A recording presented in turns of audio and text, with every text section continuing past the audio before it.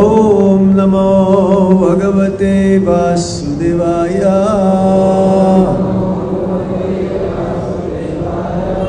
Om Namo Bhagavate Vasudevaya.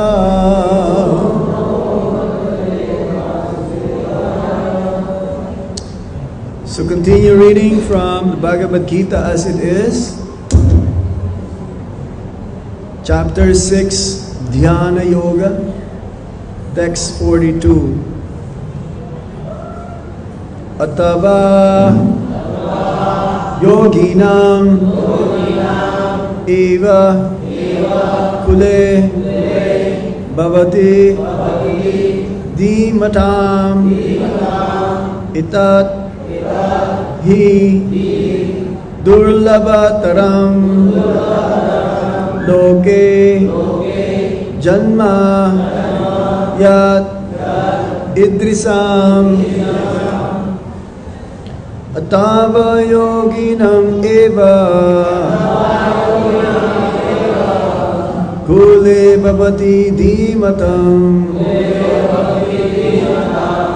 etaddi durlabhataram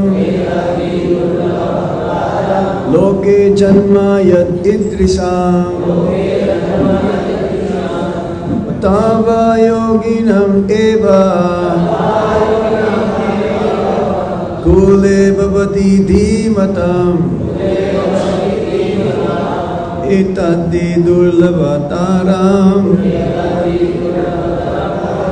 loke janma yat idrisam. Somebody else?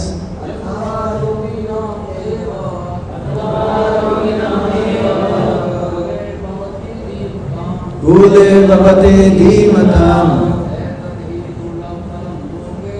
etaddi durlabhataram loke janma yat idrisam tam yoginam eva kule bhavati dhimatam etaddi durlabhataram loke janma yat idrisam.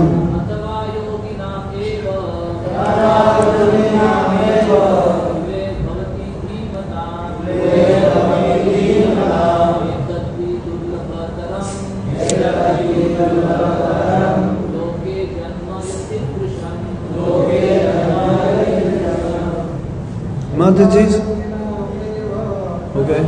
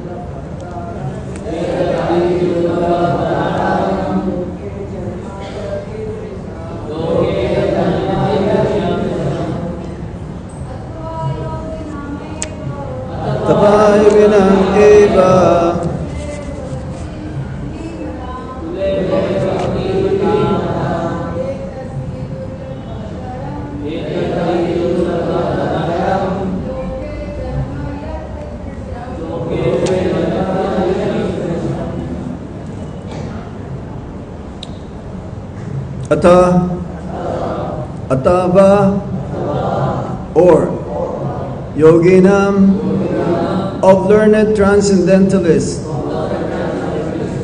Eva certainly. Kule in the family. Bhavati takes birth. Di matam of those who are endowed with great wisdom. Etat, this, he, certainly, Durlabhataram, very rare, Loke, in this world, Janma, birth, Yat, that which, Idrisam, like this. Translation and purport by His Divine Grace, Srila Prabhupada. Srila Prabhupada ki jai. Or, if unsuccessful after long practice of yoga, he takes his birth in a family of transcendentalists who are surely great in wisdom. Certainly such a birth is rare in this world. Everybody please repeat. Or if unsuccessful after long practice of yoga, he takes his birth in a family of transcendentalists who are surely great in wisdom. Certainly, such a birth is rare in this world. Purport. Birth in a family of yogis or transcendentalists, those with great wisdom, is praised herein because the child born in such a family receives a spiritual impetus from the very beginning of his life. It is especially the case in the Acharya or Goswami families. Such families are very learned and devoted by tradition and training, and thus they become spiritual masters. In India, there are many such Acharya families, but they have now degenerated due to insufficient education and training. By the grace of the Lord, there are still families that foster transcendentalists generation after generation. It is certainly very fortunate to take birth in such families. Fortunately, both our spiritual master, Om Vishnupad Shishimad Bhaktisiddhanta Saraswati Goswami Maharaj, and our humble self had the opportunity to take birth in such families by the grace of the Lord. And both of us were trained in the devotional service of the Lord from the very beginning of our lives. Later on, we met by the order of the transcendental system. Ataba yoginam eva kule babati dhimatam eta di durlabha taram loke janma yat idrisam. So the Supreme Personality of Godhead, Lord Krishna, continues speaking to Arjuna. This is regarding about the unsuccessful yogi, one who practices yoga for a long time. There are two classes of yogis who practice devotional service or this process of yoga. One is for a short period and one is for a longer period. The shorter period, it says that there is no loss and diminution in this endeavor, and therefore even a small attempt in this process will yield an eternal benefit. It is marked by Lord Krishna. Anyone who endeavors to practice Krishna consciousness, even for a short period of time. Therefore, one may not be successful due to the allurements of Maya. Maya is attractive. This is her duty, to attract the conditioned souls and the material world, to bind them and to put them into illusion, to make sure that they don't get out of this material world. It is a thankless task for Maya Devi to do this service for Lord Krishna. And she is a devotee, Vaishnavi. But due to her service, she is a little bit embarrassed to be with Krishna, to face Krishna physically or face to face. Prabhupada gave an example, just like a rich man who has many servants, so the servants will do their duties while the master is away, and knowingly that the master will be coming soon, so they will finish their duties, the household chores, cleaning up, and when it's about time that the master will come, then the servants will go back to their quarters. They will not want to be with the master. Or if the master is there, they will not look straight towards him. They're always like face down.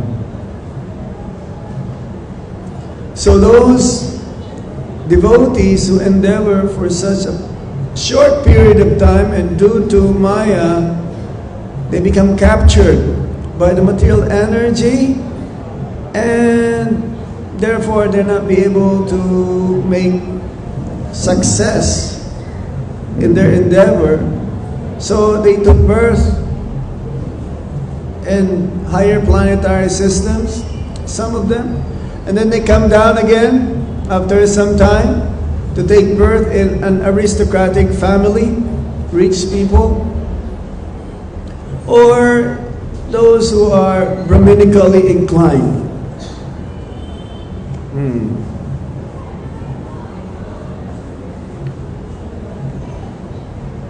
Two, righteous Brahmana Vaishnava and aristocratic family. But somehow it could be distracting also, especially if one takes birth in a rich family. Again, Maya can capture them because of not using properly the wealth that one has. If one uses everything for the service of the Supreme Lord, then it doesn't matter how much wealth one has, one could be saved. But the tendency is that the more one has opulence, the more one has wealth, then he could be also be distracted, not be able to follow the process continuously. The others also may take birth for those who take the process in a short period of time, but not becoming successful and again fall into Maya. Then, after a certain time, they may take birth in a Brahmana Vaishnava family. But because they are not fully trained and educated, they may fall away again and just be what you call twice born. Prabhupada gave an example, is like, even in Vrindavan, is what he called caste Goswamis. Those who take care of the temples, they are called Goswamis. Even though they are married, they are still Goswamis, because Goswami means one who controls one's senses, master of the senses, Swami or Goswami. So the original deities of the 6 Goswamis of Vrindavan, before leaving their bodies, they gave the power, or they gave the duties to continue the service for the Lord. And therefore, even though they are grihastas, some of them, they are still called Goswamis. And even up to this day, they're also called Goswamis. But some of them are not able to follow the process strictly. So even though they may be called Goswamis, and their children also will be called Goswami. It's like we have this one boy here who comes, Advaita Acharya. He says, Advaita Acharya Goswami. He's a young boy, my friend. Because his father is a Goswami. But this boy is very good. He has good samskaras. Growing up, coming to the temple, chanting, and be part of our community. But some of them, because of bad association, then they may be called Goswamis, title, but they're loose. They're not really like Goswami, a typical Goswami, or what you may say, what a Goswami should be. And this is what you call caste system. In India is like that. Because my father is a Brahmana, therefore I'm a Brahmana also. Even though I don't have the qualifications to be Brahmana. I may be deviating from the principles of being a Vaishnava, a Brahmana Vaishnava, but I belong to a Vaishnava family, and therefore I'm also a Vaishnava. It's not the case. It's not like that. Because we have to develop the qualities, and according to our activities that we perform, then we can be qualified to be called as Vaishnavas. So as Prabhupada says in the previous purport, the real purpose of yoga practice is to achieve the highest perfection of Krishna consciousness. Yoginam, is that the last verse? Yoginam api sarvesam vadgatenan taratmana. Yes. Sarabam bhajate yomam same yuktatamo mata. And of all yogis, the one with great faith who always abides in me, thinks of me within himself, and renders transcendental loving service, to me, he is the most intimately united with me in yoga and is the highest of all. That is my opinion. So yoga means to connect with Krishna, to connect with the Supreme Personality of Godhead. And as Prabhupada says in one of the lectures, to connect with Brahman, to connect with Paramatma. This is a yogi. And in our circumstance, we are also yogis. Bhakti yogis. There are different kinds or types of yogas. There is Bhakti yogi, Jnana yogi, Karma yogi, Ashtanga yogi, Raja yogi, Jnana yogi, different kinds of yogis. But ultimately, yoga culminates in bhakti. As Prabhupada says, if you follow any types of yoga and you have no tinge of bhakti with Krishna, then one will not become successful. It will be unfruitful. There will be no result. One will only be successful if there is a little bit of inclination or attachment towards the Supreme Personality of Godhead. Because mostly the yogis, they just want to have mystic power, material strength. Mystic powers like to be lighter than the lightest, to be smaller than the smallest, to be able to transfer oneself at the time of death to whatever planet they desire within the universe. Sometimes they can even expand themselves up to 7 times. The yogis can do that. Or to reach something which is very far without leaving one place. A yogi like that. But these types of yoga or yogic mysticism or yogic power will also be diminished or will also be gone after some time. But the process of bhakti yoga, there is no loss or diminution. And a little endeavor will always be eternally be credited. Prabhupada says that if you finish 10% in this lifetime, one will take birth again if one performs bhakti.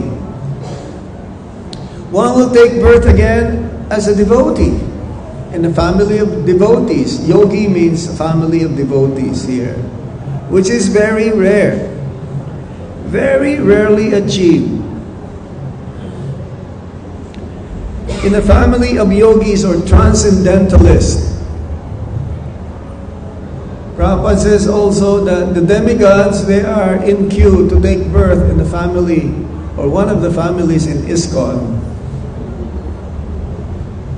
To take birth in the family of devotees who are practicing in the Hare Krishna movement or ISKCON is very rare. These boys or these girls, these children are not ordinary souls.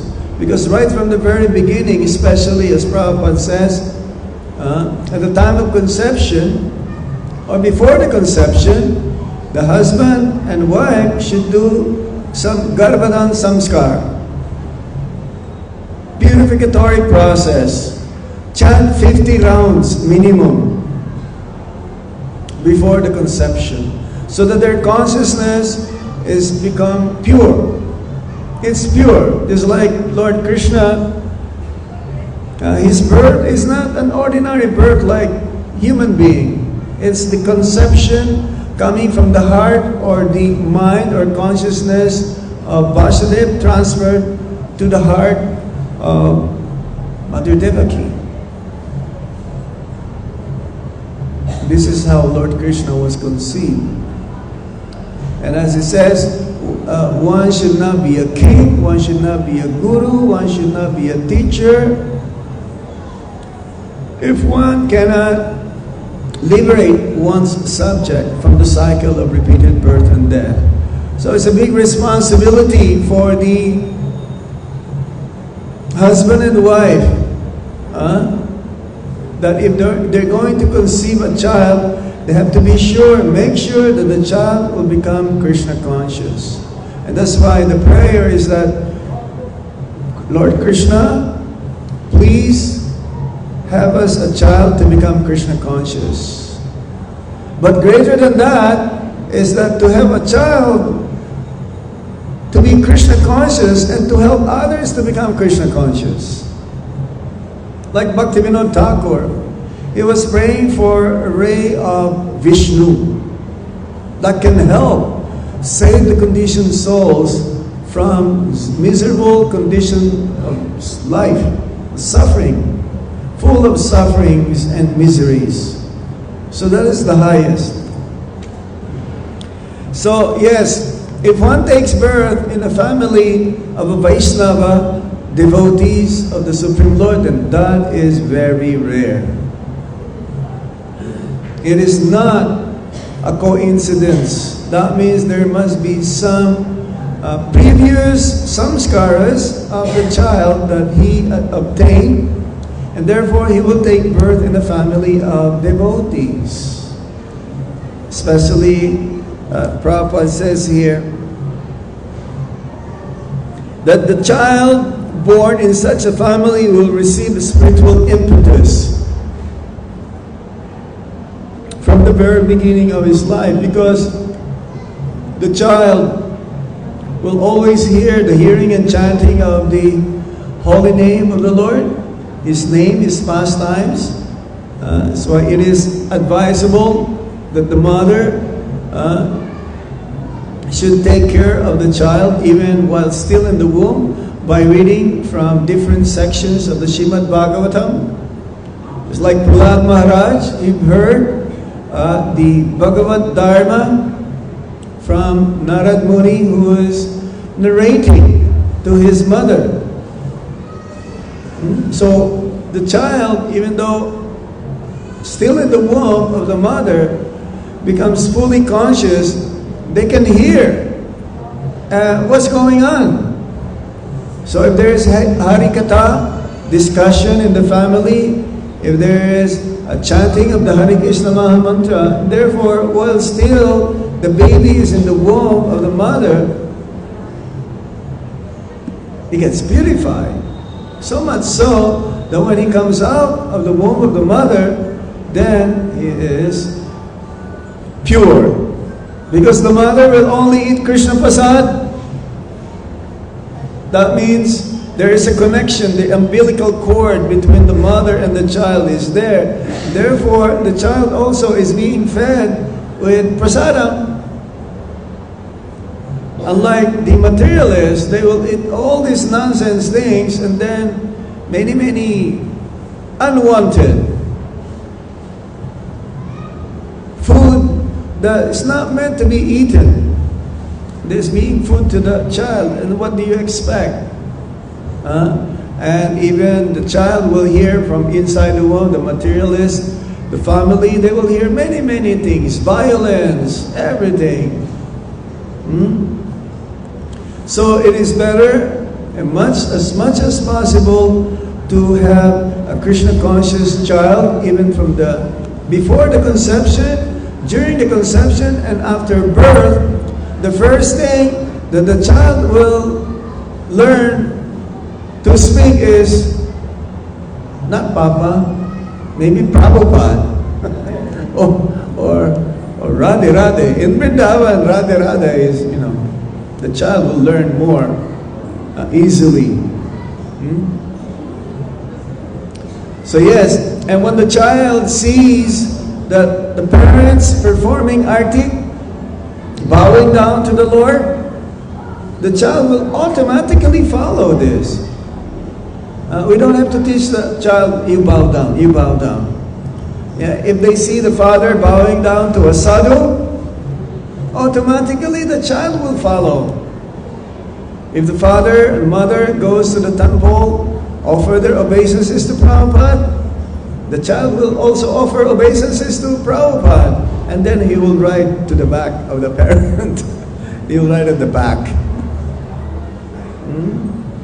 When the parents do the arti, performing offering of incense and lamb, they will also see and they will follow.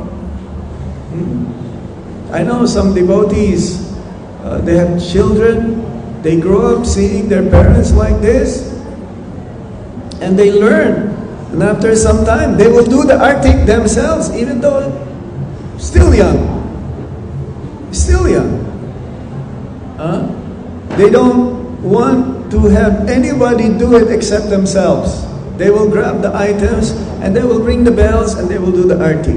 And they will also do the offering. So right from the very beginning, the samskars is so intact that they actually become devotees. But this doesn't happen all the time. Because when they grow up and started to associate with the outside world, then that is the test. When they become teenagers, it's like here, we have a nice boy here.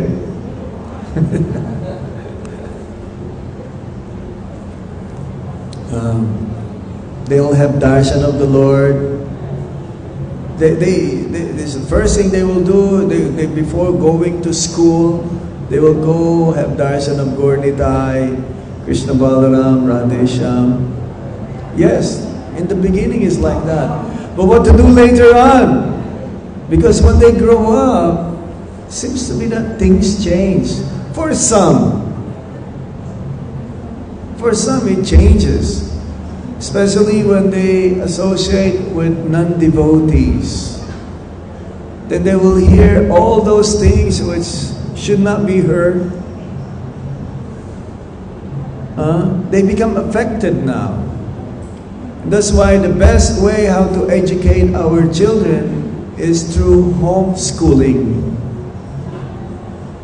Because they're protected by the parents till they grow up. And we have few, or we had also, we have still right now, I know some are doing homeschooling in America. I don't know in India. Do you have homeschooling in India? Yes? Huh? Yes? So if you can do it, do it.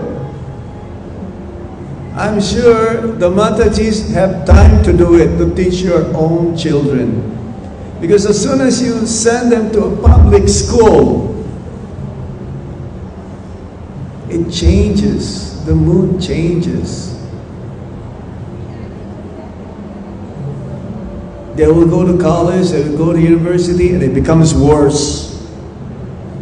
It really worse. I know some kids, they grew up with their mother teaching them, homeschooling. They never watched any television. They never went to the cinema houses. They're happy kids. They went to the most prestigious universities in the world, like Harvard, Oxford, and they graduated. They did their masters, were still young. They did their PhD, were still young. Now they have their own family. They continue the homeschooling. So the tradition goes on. Otherwise, I know some of them, they grew up and they don't want to do anything to do with the Hare Krishna movement. They left their family, even though they live like 1 kilometer or 2 kilometers away. They want to be like independent. And who knows? They're still good, but they don't want to chant Hare Krishna.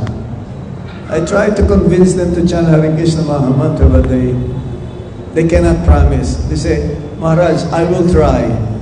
Trying means no. Huh?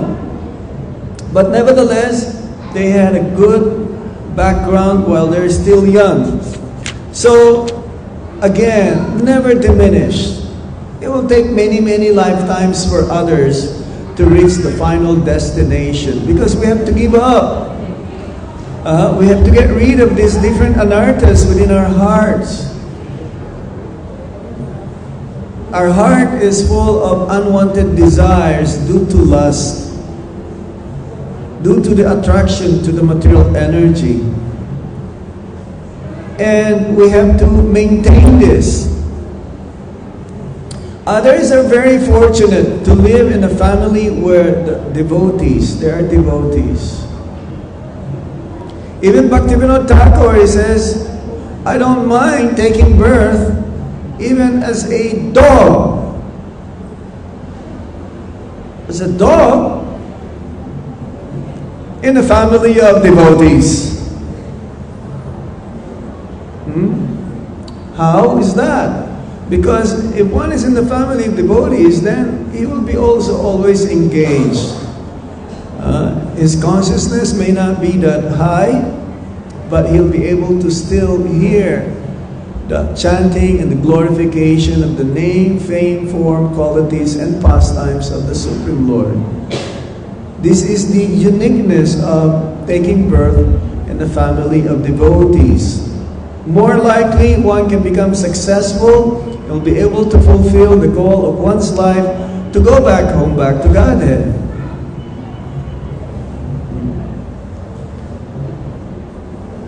There are instances whereby the devotees in ISKCON, especially the Videsis, they are not accepted as devotees by the caste Brahmanas. It's like we cannot enter Jagannath temple. Even some of the Indian devotees who have fair complexion, you know, a little bit whitish, they say, what is your gotra? What is your gotra? Achyuta. Say, no, you have a fair skin, you cannot go. But luckily I went inside Jagannath Puri temple. I'll be able to get inside. Well, not with this lal kapra. I have to wear white dhoti and banya. You know banya? Banya? Yeah. Banya, like local. I have to take off my eyeglasses too because they can tell you this is from Videshi, so I have to take it off. But I can feel inside. Gundicha Mandir, you cannot enter there also.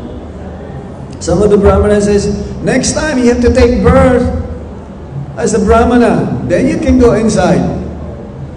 It happened here in Vrindavan also. There are some temples here that where you cannot enter during Prabhupada's time. So they told Prabhupada, that we cannot enter, because they said that we have to take birth and as a Brahmana that we can enter. Prabhupada says, tell them that next life they can take birth in ISKCON. They have to line up also to take birth in ISKCON. It's very rare. Our children are very, very fortunate.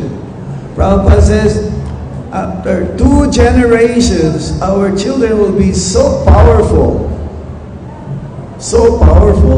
that they can fly. We will not be here anymore, most of us.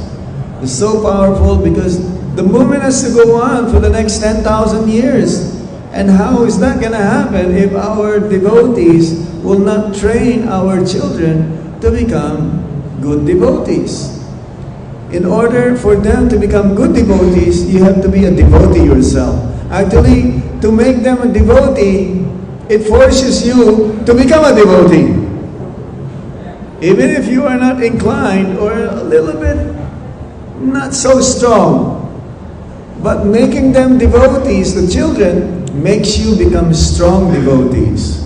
So they are fortunate. And we are fortunate because of them.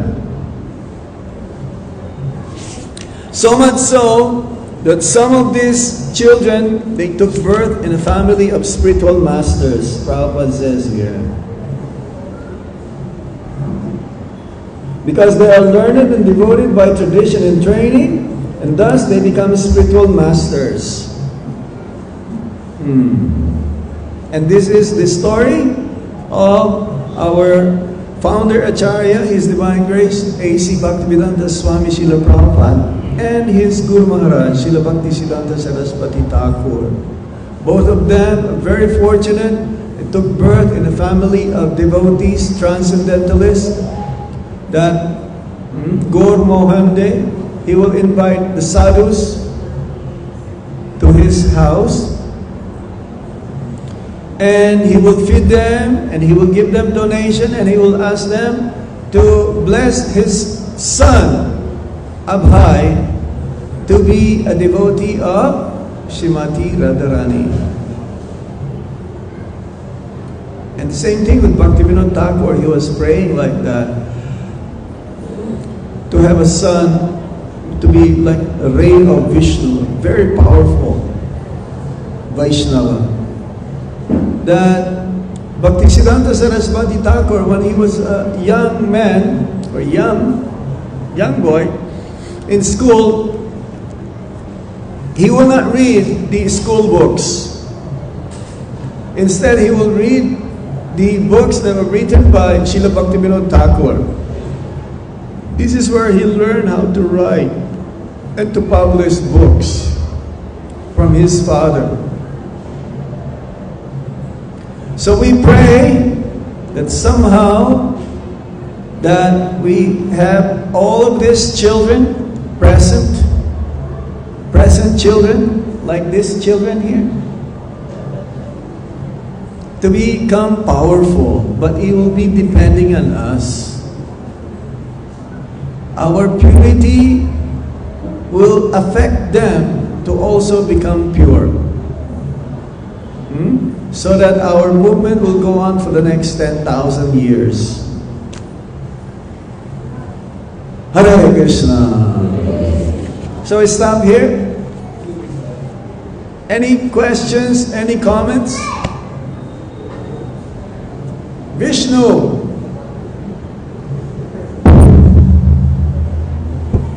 Any questions?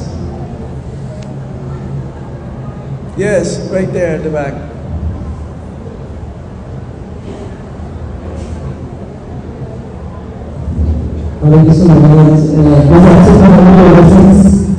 Not too close, so I can, yeah. Hare Krishna. I would like to say that children, those who are born in ISKCON family, they are really, since beginning they are getting chance to hear the name of holy name of God, and Yes. was like education school, like public school, Yes. getting spoiled. Yes. So how to recover that? Means I'm getting a genuine problem. My children were recently very so much. You have to keep them, remind them of Krishna. Keep teaching them who is Krishna. Keep telling them about the stories of Krishna. That is your duty, to remind them, to keep them become Krishna conscious. It is beyond your power now if they cannot be, if they will not be. You have to do your duty. And always keep praying that someday they will also become surrendered unto Lord Krishna. It is not so easy to surrender to Lord Krishna. We may surrender up to a certain extent, but to give everything to Krishna, that is the highest, that is topmost. So as much as possible, we keep praying and trying that our children will grow up to become Krishna conscious. And somehow, if they get diverted in a different direction, you still, as the parent, keep reminding them about Krishna and pray for them. They have their own karma to burn. Okay? You cannot protect your child at the time of death. No parents can do it. But we can always pray to Lord Krishna for their protection, because it is Lord Krishna who can only protect us. That means the protection of Krishna is not to have our consciousness to be in Maya.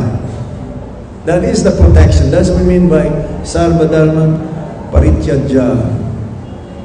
Do not worry, I will protect you. Because we're going to die. Krishna is not saving us to live eternally. Isn't it?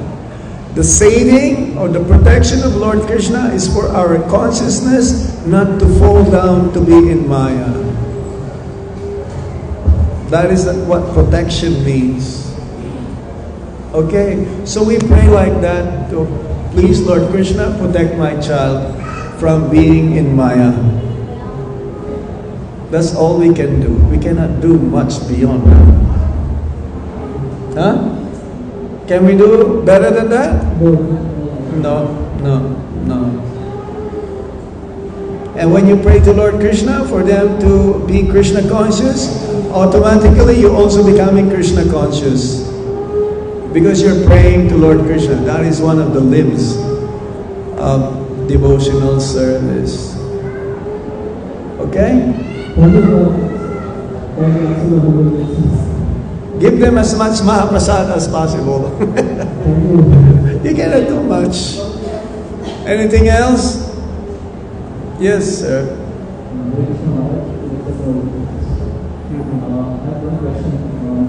Speak louder now. We have seen the phenomenon in ISKCON where devotee parents want to strike a balance between material education and spiritual education. But we also have read in Prabhupada's conversations, and we have heard in lectures that Prabhupada wanted the devotee children to get only spiritual education. We do not want them to be trained in material subjects so much. But personally, at a personal level, I am also experiencing that. My wife seems to have a perception that if we don't send the child to a normal school, then what is he going to do after he graduates, or whatever, right after the education is complete? What is he going to do to earn a livelihood? So this conundrum is there in a lot of people's... Ultimately, Prabhupada says, I not make my mission completed because he was not able to establish Varnashram. Ultimately, we don't need to work in a factory. We don't need to work a 9-to-5 job in order to have some chapatis or sabji and rice and dal. But if we have a farm community where is... Hare Krishna Maharaj. Oh, wait. Hare Krishna. Just wait.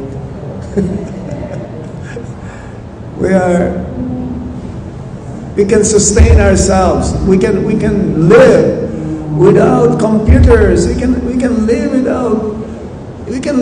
not in the city. That is not the goal. To have a big bank account. To have many so-called friends. Aristocratic friends. No.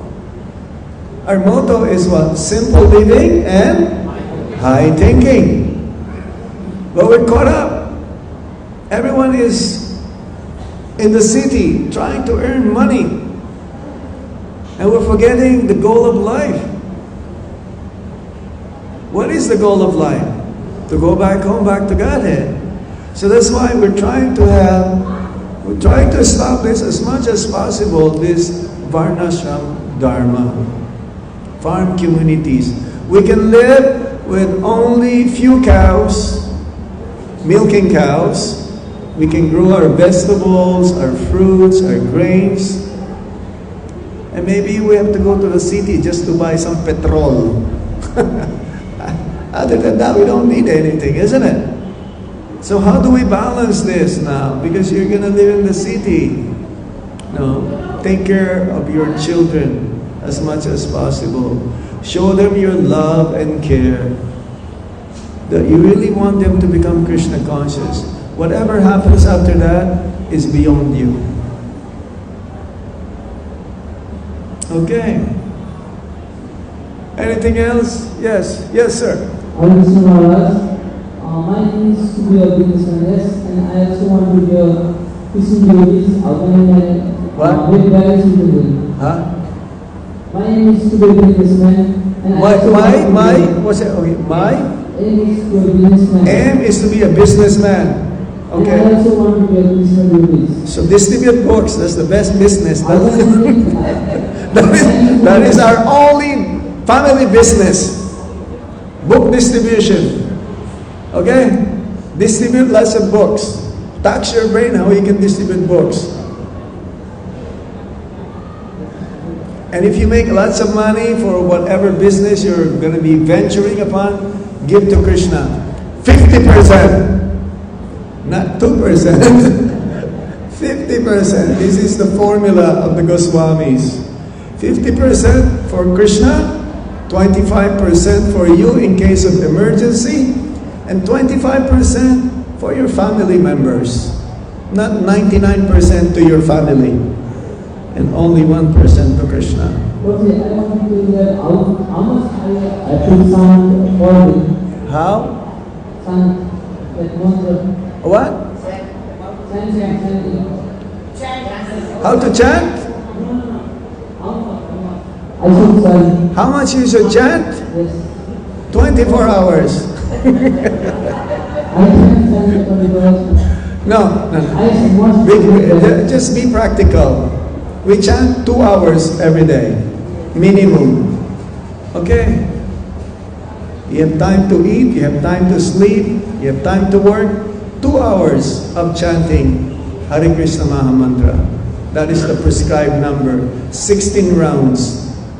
And if you can chant more, go ahead. Chant more. Okay? Then you'll become successful. Thank you. Okay, we'll stop here. Oh, one more. Last question. Right here. Hare Krishna. No, over there, behind, yes. Hare Krishna. My question is about how to help the children in the society who don't have... How to help the children? In the society who don't have parents to guide them towards Krishna consciousness. Well, that is very, very difficult. In many of our centers, I know I travel all over the world, in America, in Russia, in Africa, South Africa, Philippines. many of the children has to be engaged. So even we have devotees who teach children who doesn't belong to a family of devotees. Like in Atlanta, I know one Mataji, a god sister, they have group of children that belongs to, you may say, Hindu family. But because there is a program going on teaching slokas, reading Bhagavad Gita, and so on, then their children, the children of non-devotee parents, they enroll them. So you have to search wherever you live, and if there's none, create one. Okay, start one. There's a lot of children roaming here and there, and they need to be engaged. Give them Krishna conscious play, Krishna conscious activities, Krishna conscious coloring. So many ways how to do it. Okay, so wherever you are, if there is no, like say, Krishna conscious kids kind of like program, then you can ask whoever is the main leaders in your area to create one. Sometimes they have what you call Sunday school, right? Hare Krishna. Srila Prabhupada ke? Tayo ko Sita Pananande, Hari Hari Bo. You can ask me separately. Hare Krishna.